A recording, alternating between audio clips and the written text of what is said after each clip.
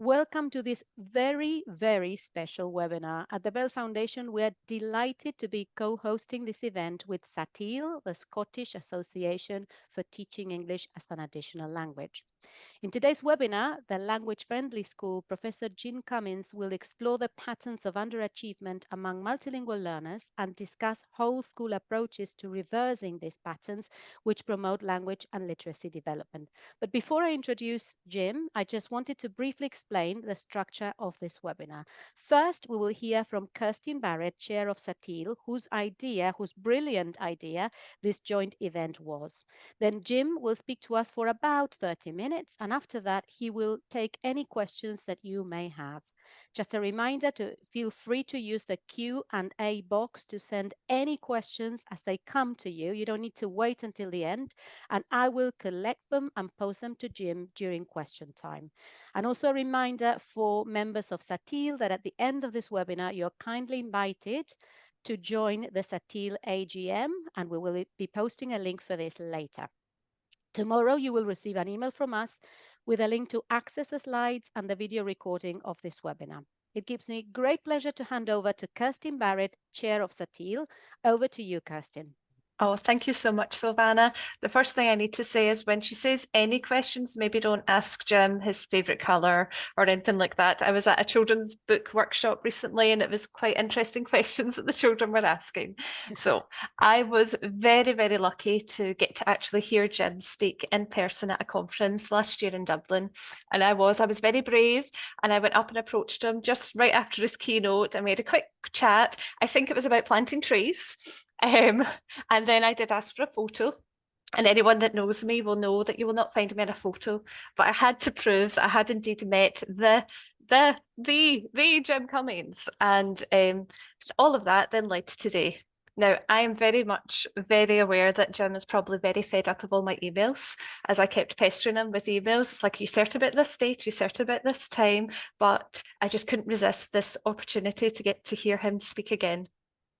I'm the chair of SATIL and we're a really small group of volunteers based up in Scotland, and we organise, it used to be a yearly conference in person, but since COVID we've moved to online, and my predecessor Francine once said to me, oh, wouldn't it be amazing if we could actually get Jim Cummins to speak with us? And look, here we are, we've managed it at long last. And with that, I'm just so grateful to the Bell Foundation for helping support us. We knew with an event like this that we would need their support. And we're so grateful for the start of this friendship. And also a huge thank you to Jim. And I was asked, will you introduce Jim? I don't think Jim needs any introduction. Everyone who's here, everyone knows who he is. And personally, I call him the guru of EL. If I'm ever talking about anything, it's always Jim Cummins that I refer to. His research and literacy development in all these diverse contexts is the basis of all our great practice that we do. And I know that you're all really eager for me to stop talking and for Jim to get started. So I very warmly welcome Jim to this event, and thank you very much, Jim, and we cannot wait to hear from you. Okay, thanks, Kirsten, for that introduction. It's way too kind, but I appreciate it. I also appreciate the opportunity to be able to participate in this session.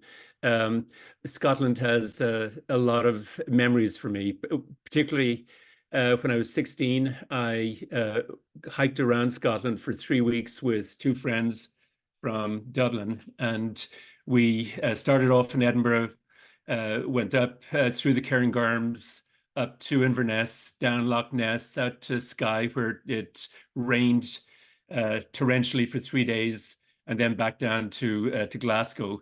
And for me, it was a truly transformative experience in my life. So any connections with Scotland are ones that I welcome. Let me just pause for a second and share my screen.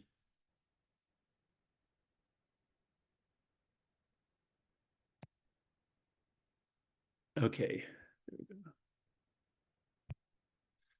So the full title of my talk is The Language Friendly School, Developing Whole School Policies to Promote Language and Literacy Development. And the two themes that I want to highlight are represented indirectly in the two pictures that you see on the screen. On the left, you've got a bulletin board from a grade 4 that there would be, I guess, 10-year-old pupils.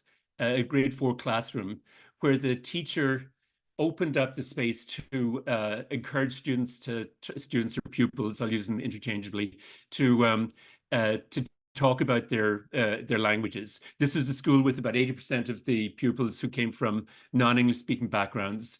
And up to that point, they had considered themselves a very multicultural school. They were very positively oriented towards children's backgrounds and cultures. But with that number of languages, the attitude towards children's languages was that, well, we were very happy for children to maintain their languages and encourage parents to develop those languages, but there's nothing that we can do in our school context because we don't speak most of the languages that our pupils are bringing into school.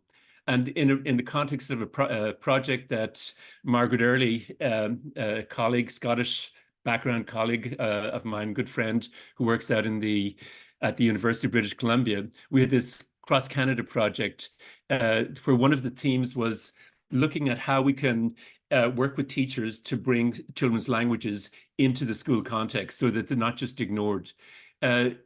As pupils talked about their languages and shared their experiences of learning their languages with each other and with their teacher, all kinds of possibilities came out. They talked to their parents about their languages, found out more about their languages, talked about how their languages compared to English. They started to write stories in their language and dual language books, sometimes individually, sometimes in pairs or small groups. And so what had been up to this point essentially an inadvertent English-only zone suddenly became a vibrant multicultural and multilingual zone. And I'll talk more about some of the examples of this and some of the background knowledge and theory behind this direction that's beginning to emerge at this point in many countries around the world. The other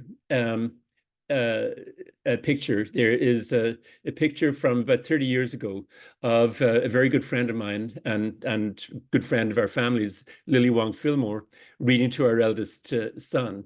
And this highlights the fact that literacy is crucial for language learning. It's crucial for school success, obviously.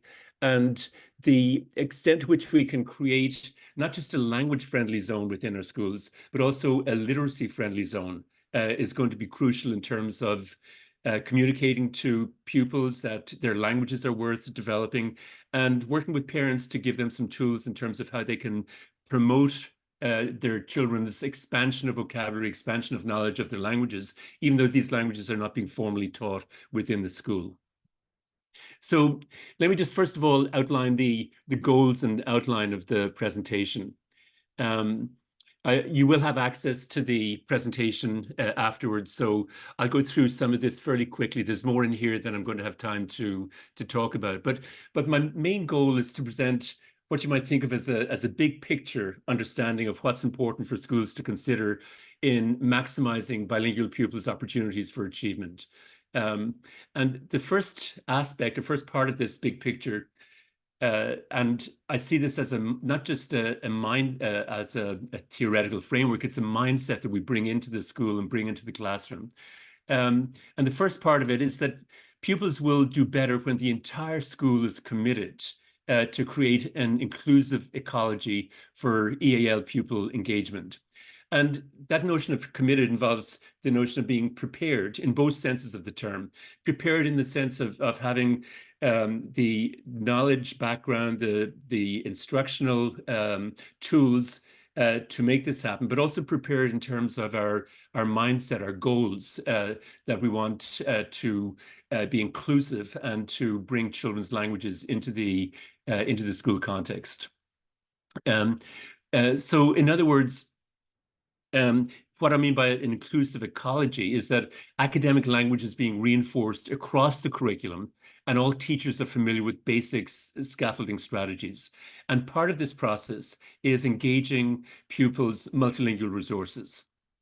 A second part of what I'll talk about is looking at some of the core research findings regarding, first of all, the trajectories that EAL pupils go through in terms of developing conversational and academic language development, and secondly, the relationship between children's first language and English. I'll go through this very fast because I think probably most of you are familiar with some of that research background. And then finally, what do we mean by a language-friendly school and literacy-friendly school? What does this ecology look like? And what can we learn from schools that have already moved in this direction? So just to look at the more specific outline, first of all, I'll give a very brief sketch of where we've come from. And this is going back to my first involvement in this area back in the 1970s. And where we've come from is an evolution from essentially an assimilationist, English-only orientation to children's language development to one that is expanding from that in, I think, very encouraging ways. But this expansion is still a process in some contexts. For example, research carried out in countries like Belgium and Germany highlight the fact that a majority of teachers still think that students' languages have no place within the school, that children should be punished for speaking their language, if not punished, at least reprimanded for speaking their languages in the school context, and that children's languages kind of get in the way of learning the school language. And so we need to look at, okay, what's wrong with that perspective? Then the big picture mindset or framework, the first one, which I'll talk about, is to ask a very simple question. Which groups of pupils, or what are the categories of pupils that experience disproportionate underachievement? And what does research say about the instructional strategies that can push back or even reverse patterns of underachievement? And then a second kind of mini framework looks at literacy in more specific terms. And this highlights the centrality of promoting language and literacy awareness across the curriculum throughout the school years. And secondly, creating an ecology of language and literacy engagement throughout the school years. Now, part of the reason why this is relevant right now is that, obviously, most of you are very much aware in England and probably the UK more generally, but also the United States and elsewhere, there's been a strong focus on seeing the teaching of phonics or intensive teaching of phonics as crucial to children's development, as almost a panacea. And I have no problems with teaching phonics. I think that's really important. But what's been left out of the equation is the fact that that's only going to work well in terms of developing reading comprehension skills, both for EAL and non-EAL pupils, if it's done in a context of a strong focus on maximizing children's engagement with print. And this is true not just in the early stages of schooling, but also we see this impact, this causal impact of reading engagement right through into the secondary levels. Then I'll try and talk about some inspirational examples of where this has happened and the academic outcomes when this orientation of moving in a language-friendly and literacy-friendly direction occurs. And finally, I'll wrap up with talking a little bit about identity and the notion of what's the image of the pupil that we have, or that's being sketched out in our instruction, in our interactions with those pupils, both in our individual classrooms and in the school as a whole. So that's kind of a map of where I want to go. And as I said, some parts I'll go through fairly quickly in the interest of time. So just to get a sense of where we're coming from, if the term that was used to describe the reality in terms of teaching of immigrant background pupils in Canada prior to the 1970s was an Anglo-conformity orientation. What was communicated to students or pupils was the inferior status of their home languages. And this was communicated both through shaming, in some cases, through physical punishment. Canada has a horrendous history with respect to its treatment of First Nations or Indigenous communities. And there was widespread physical punishment, sexual abuse, shaming in residential schools for those pupils. The goal of these schools was to eradicate identity, eradicate language. And they were very effective for over 100 years in doing that. What was within this orientation, and the Anglo-conformity orientation devalued the identities of speakers of students' languages, and the message that was given to students was that their identities were affirmed within the school only to the extent that they rejected their out-of-school identities and renounced their home languages as legitimate vehicles of communication in public places. And this is why we see in multilingual cities, in many multilingual cities, rapid loss of languages. Like, I often will make the point that a city like Toronto, where more than half the children come from in the schools come from non-English speaking backgrounds, it's a vibrant, multicultural, interesting place from a linguistic point of view, but it's also a linguistic graveyard, because the rate of language loss in the primary school years is phenomenal, where children come to school fluent in their home language or in the process of becoming bilingual. And within 2 or 3 years, they're getting embarrassed if their mom or dad talks to them in their home language. If they're out in the supermarket, they'll begin answering to their parents in English. And by the time they get to age 11 or 12, many of them are not capable of talking to their grandparents in their home language. And often their grandparents are not fluent in English. And so this is not an educational outcome that we should be valuing. And yet that is what this kind of Anglo orientation has led to. So the major problems with this is that instruction within this orientation makes no attempt to connect with students' lives or affirm their cultural, linguistic, or religious identities. We moved, certainly in the Canadian context, and I think it's true also of the UK and a number of other countries, we've sort of moved gradually from this assimilationist orientation to what I've called a benign neglect orientation, where schools don't actively prohibit children's languages, they don't actively discourage children's languages, but they kind of shrug their shoulders and say, well, you know, we have 50 different languages in our school, and there's nothing we can do with all of that plurality of languages. So by default, it's an English-only zone. But the problem with this is that when schools don't actively promote language-friendly beliefs and activities, students often internalize the message that their home languages should be left at the schoolhouse door. And let me give you just a quick example of this. This comes from the same project and actually the same school that the initial title page picture comes from. And the teachers talk to the children in their classes about their experiences with languages. And one child whose parents had come from Hong Kong and whose home language was Cantonese had this comment. She said, "I'm not always comfortable speaking Cantonese when I have to go to the office for some reason. I don't like it because a lot of teachers are at the office and I don't like speaking it in front of them. I know that they're listening to me. I get nervous and afraid." For example, once I didn't feel very well in grade 1, so my teacher took me to the office to call my grandma. My grandma can't speak English, and she also can't hear very well, so I had to speak in Cantonese very loudly for her to hear. So when I spoke to my grandma, I felt very nervous. And so what's happening here? The teachers or the secretaries in the office would have had no problems with the child speaking their home language. They probably would have complimented her on it. But she has somehow internalized the attitude, the perception that school is an English-only zone and no other language is legitimate in this school, even though that has never been communicated to her directly. And so when we only adopt a benign neglect orientation, it's not enough to communicate to children that their home languages are assets. They're cognitive assets, they're assets in terms of their personal lives. They allow them to communicate in their family and with members of their cultural background. And their parents also may sometimes assume that if they want their children to do well, then children should only speak English, and the home language is kind of an impediment to that.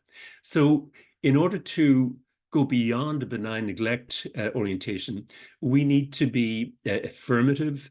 We need to be proactive in communicating the value of languages to children, even though we're not explicitly teaching those languages in our schools. And One development that I'm very excited about that has come to pass over the last 5 years is the Language Friendly School Network. This was initiated by a colleague of mine in Toronto who also worked in the Netherlands for a number of years. She's French originally, Emmanuelle Pichon, and her colleague Ellen Rose Campbell in the Netherlands. They set up a network of schools that is growing as we speak. And their overall vision for the Language Friendly Schools Network is that as educators, we should be working as a whole school community to transform our schools into language friendly ecosystems. And what this means is that these are ecosystems where students' languages are recognized and affirmed, where all students can expand their identities as they become aware of how language works in our heads, our families, and our societies, and where students can begin to use their entire multilingual repertoire for powerful purposes. And by powerful, I mean here identity affirming. And I'll give you some examples of that. And you can see the website that's there, languagefriendlyschool.org. So there's a section here that focuses on the research evidence. I'm just going to kind of very quickly mention this in the interest of time. But what the research is saying very clearly is that bilingualism, multilingualism has positive cognitive and educational effects, especially when pupils continue their literacy development in both their home languages and the school language. A second point that's crucial to understand is that there are very different trajectories in terms of catching up academically for EAL students. When we talk about conversational fluency in a language as compared to academic language proficiency.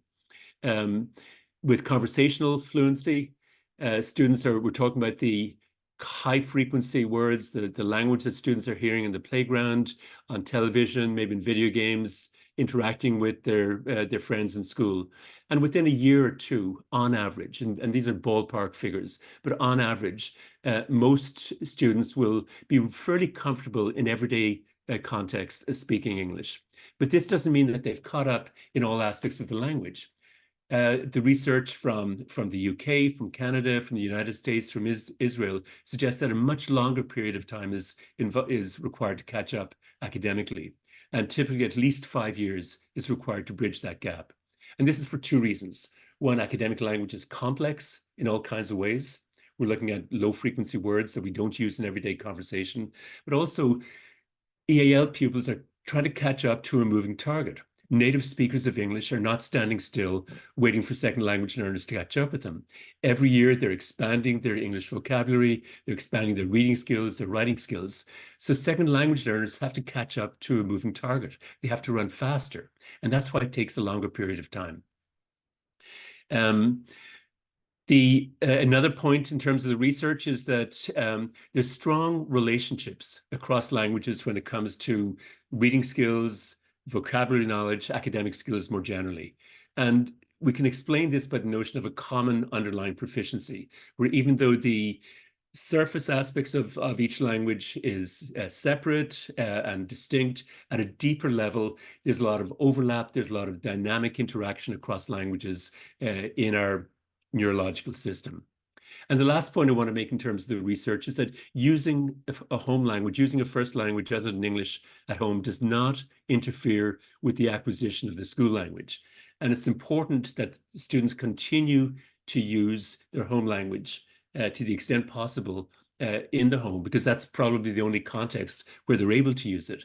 If they lose their willingness to use that language in the home, they're not likely to develop a strong version of bilingualism, and language loss is very, very possible. So I'm just going to flip through these slides.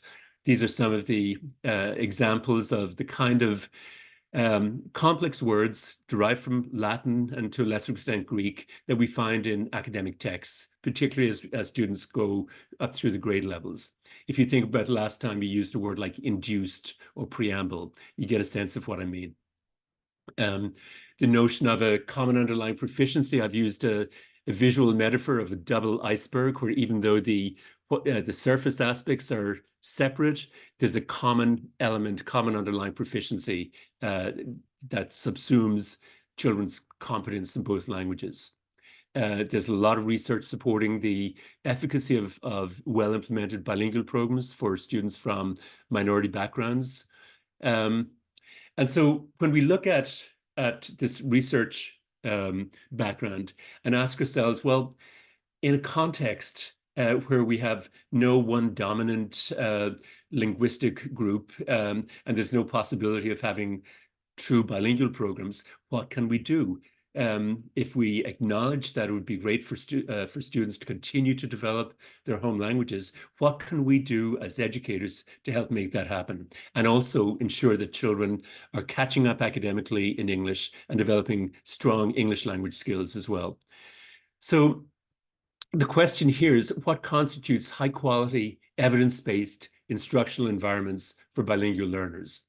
And a first step in doing this is to ask a very simple question. Which groups or categories of students tend to experience disproportionate underachievement? And once we've identified who are the students who are experiencing underachievement, then we can examine the social and educational opportunity gaps that are associated with underachievement in these groups, and then the instructional responses that research suggests can promote achievement among students. So the notion of opportunity gaps is one that researchers over the last 10 or 15 years have begun to talk about.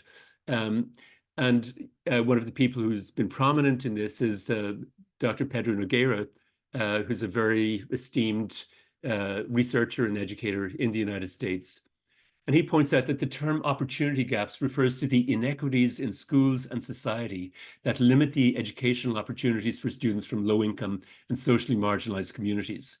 And depending on the context, these opportunity gaps may include a variety of things: low income, poverty, lack of access to adequate nutrition, medical care, overcrowded and unsafe housing, less experienced teachers and school leaders who tend to be in schools that are more challenging, in some cases, certainly in the United States, but also less access to print in children's homes and their neighborhoods and schools, and exclusion of children's multilingual repertoires from the life of the school.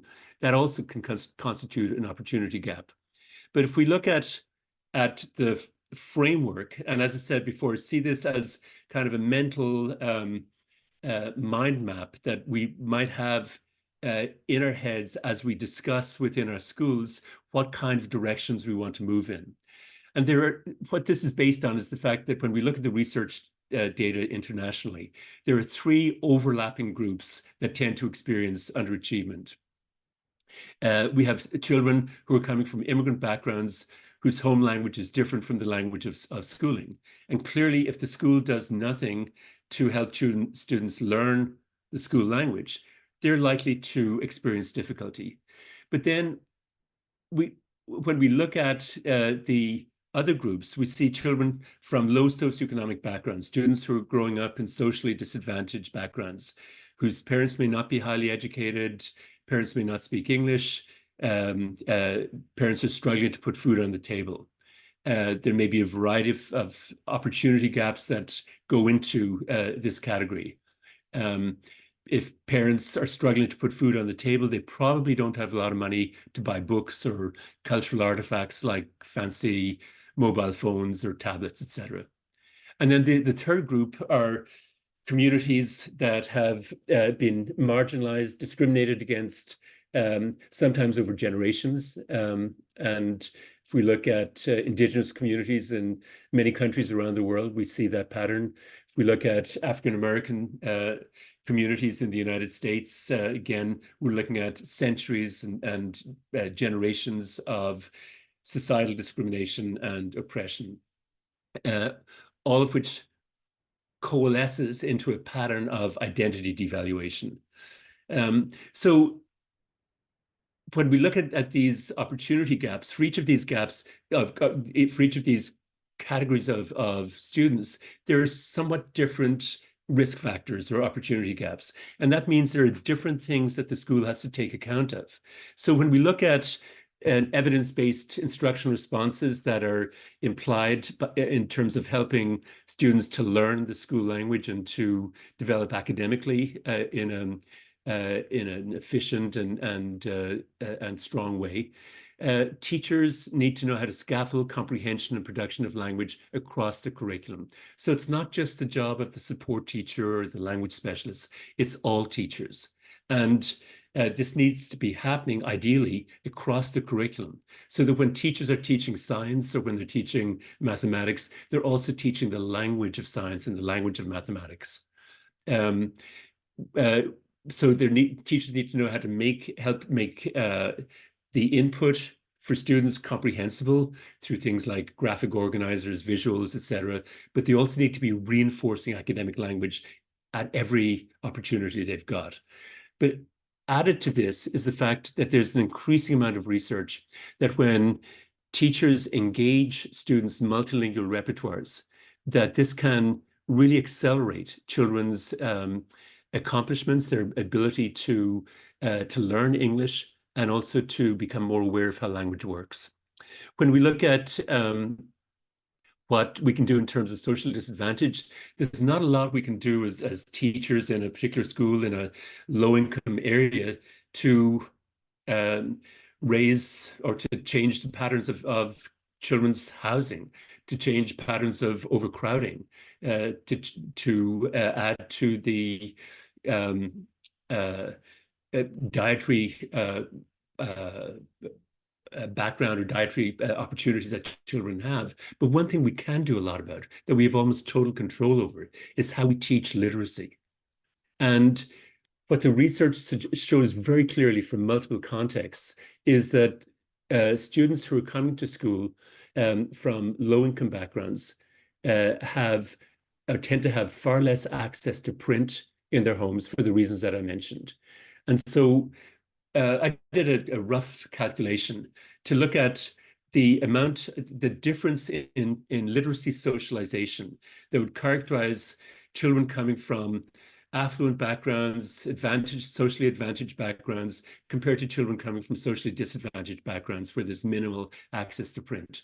And I came up with a figure of 4,500 hours difference in terms of literacy socialization between the age of 1 and 5.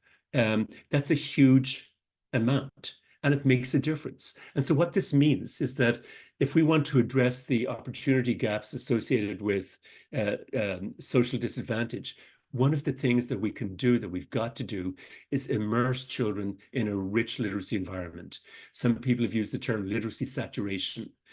We need to make sure that children have ample opportunities, not only to read in school, but to bring books back home from school to read with their parents, make sure parents have access to library cards, and that we communicate to parents that one of the things that they can do is to share stories with their children, to read to their children if they're capable of doing that. And reading in their first language is just as good as reading in English. And we also need to reinforce academic language across the curriculum. In terms of addressing opportunity gaps associated with identity devaluation, it makes total sense that the antidote to identity devaluation is identity affirmation. We need to connect instruction to students' lives. We're talking about Indigenous communities or communities like traveler communities and others. We need to decolonize curriculum and instruction through culturally relevant or sustaining pedagogy. We need to valorize the varieties of language, whether it's English or children's first language that they bring to school. And all of this adds up to a pattern of affirming identities. I'm just going to move on very quickly here. This is the second framework, which basically says, if we want to implement evidence-based instruction, literacy instruction for EAL as well as non-EAL pupils, we need to look at what we can do in the preschool years and provide opportunities where possible, it's through daycare centers or other centers, for strong literacy socialization. In the primary school and beyond, we need to have a consistent focus on demystifying how language works, language literacy awareness promotion, but also that goes together with a strong focus on language literacy engagement. And if those two things are in place, there's a strong likelihood that students will develop strong academic language and literacy development. So let me just give you a couple of examples of this. The Language Friendly Network is one that's growing in multiple countries. This is an image from a primary school near Toronto. And it's designed to help all students to gain insight into how languages work, both linguistically and socially, and to affirm multilingual students' identities as legitimate users of multiple languages. I'll just give you an example here of one school in the interest of time. This was happening long before the term language friendly came into vogue. But this is a school in a working class area of Dublin called Sculbreda. And the principal and the teachers implemented a school philosophy where all children's languages were welcome in the school. And children were encouraged to use those languages, and teachers found ways of including the languages and including discussion of languages in the fabric of children's schooling. They were also learning Irish, and that was a strong focus of the curriculum. And so there was these schools were multilingual environments. English was the main language of instruction. Irish was taught every day, and teachers tried to use Irish in informal ways, but also classes were multilingual environments where children were exchanging their knowledge of their own languages. They were writing in their own languages. They were doing a variety of academic work in their languages. Fintan O'Toole is a fairly well-known and very highly respected journalist. He writes for the Irish Times, he writes for The Guardian, but he wrote an article a couple of years ago on this school, which I think goes right to the essence of what was happening here. Imagine a classroom in which half a dozen children are retelling an Irish legend in half a dozen other languages, translating, inquiring, playing with the infinite diversity of words. What a fabulous educational experience that must be. Working class kids getting a daily course in applied linguistics that would be hard to match at university. This is a school with 80% of the children come from non-English speaking backgrounds. It's in a very working class area of Dublin. So these are not affluent kids in international schools. These are the kinds of kids that often would be characterized with challenges in succeeding academically. David Little, who's a university professor at Trinity College, and Deirdre Kirwan, the principal of the school, have written a number of articles together, as well as the book that you see there. And this is just one excerpt from one of their articles. They said, when introducing and discussing new concepts, teachers routinely ask EAL pupils to contribute words from their home languages for purposes of comparison and contrast. This has a strong positive impact on the development of pupils' English vocabulary. For example, fractions are introduced in third class when pupils are 8 or years old. One teacher did this by associating fraction with the word fracture and eliciting synonyms for fracture, like break or split. She also asked for words for break in other languages. A Romanian pupil offered rupt, which students were quick to link to the eruption of a volcano, interruption, disruption, rupture. So again, you can see how this orientation has the effect of expanding students in a very awareness of language, their vocabulary knowledge in a very organic way. I'm just going to skip to the last slide here in the interest of time. There's a lot of stuff in here that you can look at yourself. There's some examples of dual language books, but the starting point for discussing moving in this direction, or thinking about how we can move our schools towards language-friendly and literacy-friendly orientations, is to ask ourselves, like, what is the image of the child that we're sketching in our instruction? Where are we right now in terms of what we know is important? So, for example, is the image of the child that's implied by our instruction a child who's capable of becoming bilingual and biliterate? If we walk through a school and see nothing on the corridor walls or in classrooms in languages other than English, probably students are getting the message that school is an English-only zone. Are students getting the message that they're capable of higher order thinking and intellectual accomplishments?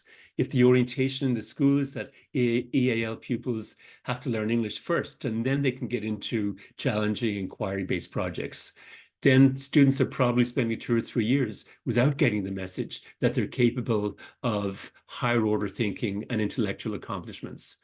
The same goes for being capable of creative and imaginative thinking, capable of creating literature and art, capable of generating new knowledge, and capable of thinking about and finding solutions to social issues. So if we look at our own situation in our own school and talk about where we are right now in relation to these aspects of the identity negotiation that's going on in our school with EAL pupils, we can ask ourselves, is this where we want to be? Are there ways in which we can move in a direction that is more consistent with our self-image, our role definition as educators? And then think about how we can do this within our context. So I would see this as kind of a starting point, an entry point for thinking about what kind of school do we want our school to be? And as I said, I think there are all kinds of amazing benefits for pupils, EAL pupils and non-EAL pupils, but also for teachers and school administrators, school leaders, in moving in a direction that is language friendly and literacy friendly. So I'll stop there, and hopefully we have some time for questions. Thank you. Thank you so much, Jim. How amazing. I mean, we would listen to you for days. Thank you. There are a few questions for you. The first one is from Catherine, and she's asking, what are your key recommendations for teaching literacy for late teenage arrivals with little literacy in their first language? So she says phonics, no phonics. Yeah, it's obviously that's a really challenging situation, but it's one that's increasingly common in countries around the world as a result of migration of asylum seekers and pupils coming from rural areas where maybe they haven't had the opportunity for very much education, or when they've been in refugee camps for several years with minimal opportunity to develop literacy skills in any language. I think the first thing that we've got to think about is creating an ecology, an atmosphere, a climate in our schools that is welcoming for all pupils, for all students who are coming in, regardless of whatever gaps there might be, or gaps from our point of view in their educational background. Because even though pupils coming in at that level have missed out on literacy, they've got a long way to go, obviously. They have probably, many of them have acquired amazing life skills in terms of just pure survival, and getting to a safe place is something that they've had to use their wits to accomplish. So first of all, a welcoming orientation, a focus on what assets children are bringing into the context, even though they may not be literate, they may have missed out on education. Find ways to connect with what they know, what they're bringing in. And then, like, certainly phonics teaching is going to be part of what how we develop literacy in English. They need to make connections between the spoken language and the written language. But that phonics teaching is going to be done primarily in kind of a small group or individual group in a contextualized way. There's very little scope at the secondary level for pupils coming in for scripted whole class phonics teaching, but a contextualized demystification of language, contextualized expanding children's awareness of how language works is what's needed. But certainly there are challenges here, but there are also a lot of examples of pupils who've come in at that late level who have managed to thrive because the schools they were in were flexible and teachers were caring and worked with students and their families from where they were. Thank you. A similar but different question.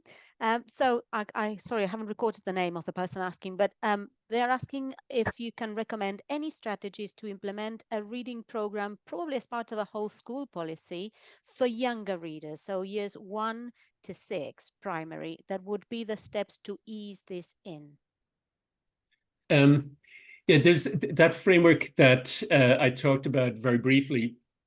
The one that looks at the two major things that we need to keep in mind when we're talking about effective literacy practice.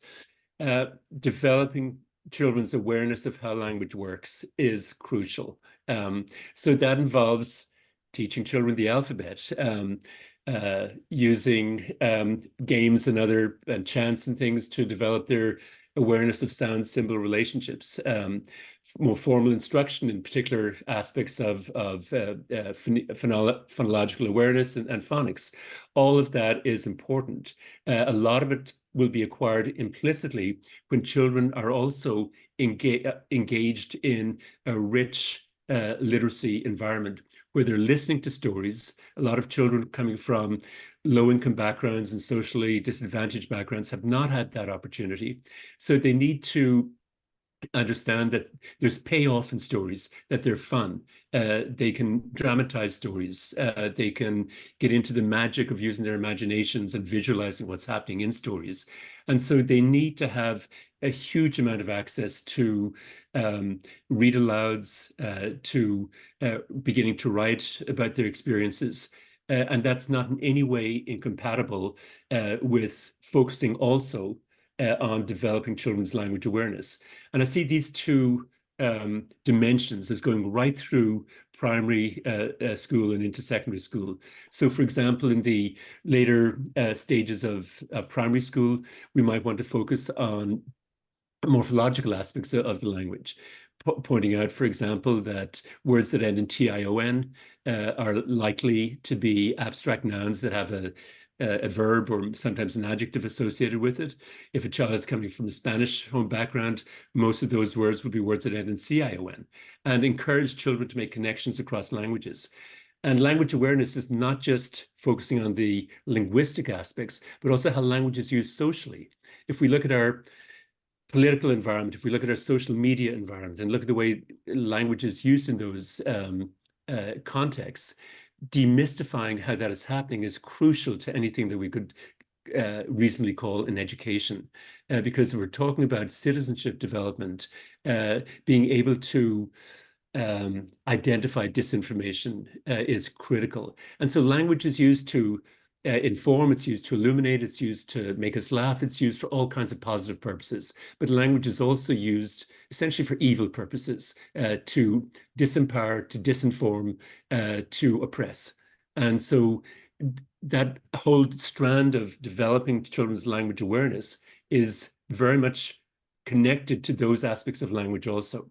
But that's has to be part of a context where children are actively engaged with reading, actively engaged with writing, and the two feed off each other. And so if we can set up a context in the early years of schooling, and ideally in the preschool environment also, where books are part of the ecology, where there's discussion about books, where teachers are communicating their enjoyment of books, where children are learning about knowledge, they're learning about scientific concepts, they're learning about the animal kingdom, they're learning about other aspects that might be of interest or intriguing to them, and they're having fun with stories. That environment is one where demystification and more formal information about how the language works is going to stick much more than if we teach phonics in a vacuum. And unfortunately, in the English school system, policies have focused on phonics as a panacea, to the potential neglect of the other side of the equation, literacy engagement. And that is certainly something that is a very worrying trend right now in the United States, where the so-called science of reading is being implemented in a number of states in ways that essentially position intensive phonics teaching as a panacea for all ills. So it's but the early grades are ones that are crucial, and developing that connection with literacy is something is especially important, because as students get through the primary school, there are a lot of technological temptations, such as video games and other distractions that pull them away from seeing reading as an enjoyable activity. But if we can establish that connection to books, connection to stories, connection to finding information, that in the early years of schooling, then children are much more likely to maintain that as they go through primary school and beyond. Thank you. And one last question, because we're running out of time. Basia saying, speaking of international schools and EAL students from affluent backgrounds with higher levels of literacy, can you recommend anything specific or different to think of? Well, in international schools, I guess going back to, say, 1960s, 1970s, even 1980s, when I first had some contact with a number of international schools, the orientation was very much one where English was the language of instruction. In some cases, families were asked to pay for additional English instruction if their child was coming in from a non-English speaking instruction. But that has changed dramatically in many schools, and the international school, the European Council of International Schools, has been at the forefront of championing multilingual orientations to teaching, where children's home languages are welcomed into the school. And so I think a number of the examples of language-friendly pedagogy that I would point to are certainly one that I'm familiar with, are certainly ones that have been pioneered in international schools. And so international schools are a wonderful, I guess, testing ground or wonderful environment for seeing what's possible in terms of bringing children's languages into the school context. And one point I'd like to make about this, and this is very much true of the international schools I'm familiar with, but also other schools in public school systems. The initiatives here have come not from policymakers. They've come not from researchers like myself. We've been involved in discussions of some of these things, but the knowledge generation in relation to strategies for enabling pupils to use their full multilingual repertoire, their full cognitive potential, they have come from teachers. Teachers have been the knowledge generators, whether we're talking about schools in Canada, the United States, the UK, and various parts of Europe. And so there's I think, tremendous possibility here for educators to really thrive in terms of their creativity and to learn with their pupils about the magic of languages. And so I think it's an exciting time. And some of the examples that I wasn't able to get to in the presentation are truly inspirational in terms of the impact on students and the difference that this has made to their lives. What a wonderful point to end this conversation and discussion with. So thank you so much, Jim, for joining us and for speaking to us so eloquently, so wonderfully. This brings to the end of our webinar. Before we finish, can I just remind you that our next webinar will be on supporting secondary EAL learners beyond the classroom, and it will launch new guidance on how to use the Bell Foundation's classroom guidance and strategies to support secondary EAL learners in intervention groups. This will take place tomorrow, 16th of May at 4 p.m. So please do join us, and hope you can join us then. And for those of you who are members of SATIL, please note that the AGM is taking place right now after this webinar, and my colleague Lizzie has posted the link, just posted the link with a meeting ID and passcode on the chat for you to access the Teams room for this meeting.